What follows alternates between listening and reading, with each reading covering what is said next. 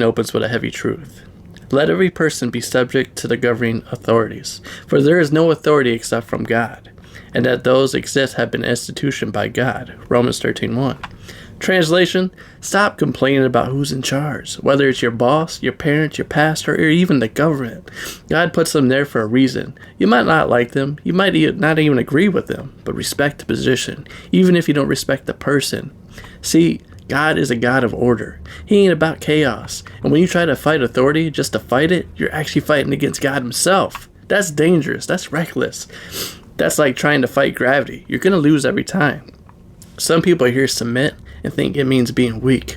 Nah, that's a lie. True power comes from knowing when to humble yourself and let God fight the battles that ain't yours to fight.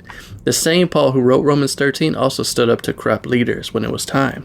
But he never did it out of rebellion. He did it out of righteousness. When you obey the laws, when you pay your dues, when you do what's right, even when no one's watching, you're walking in power. You move differently. You don't live in fear. You don't flinch when you see flashing lights in your rearview mirror. Why? Because you're covered by obedience. Paul then shifts gears and says something that should shake you up. The hour has come for you to wake from sleep, for salvation is nearer to us now than when we first believed. Romans 13:11. Some of you are asleep at the wheel. You're just moving through life, strolling, working, paying bills, Netflix, repeat, but no purpose. You've been putting off your calling. You've been sitting on your gifts, and God is saying, wake up.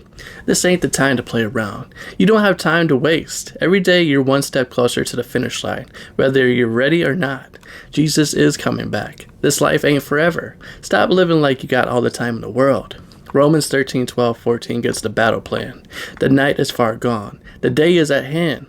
So then let us cast out the works of darkness and put on the armor of light. Let's be real.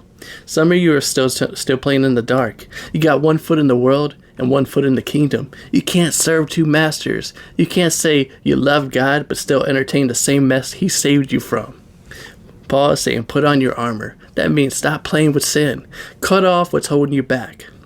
Start moving with purpose. Live like you mean it and walk like a soldier, because this ain't no game. This is war.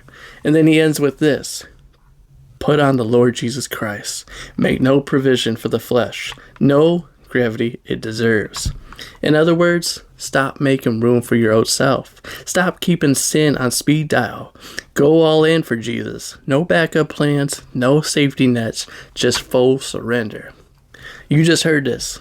Now what? You just going to let this hit different for a few minutes, then go back to strolling? Or are you going to live this out? Talk about it. Spread the truth. I challenge you. Go tell somebody today. Your friend, your family, your coworker. Somebody who's lost in the dark. Let them know it's time to wake up. It's time to walk right. It's time to put on that armor and move like a soldier of Christ. This ain't just a message. This is a call of action. What are you going to do with it?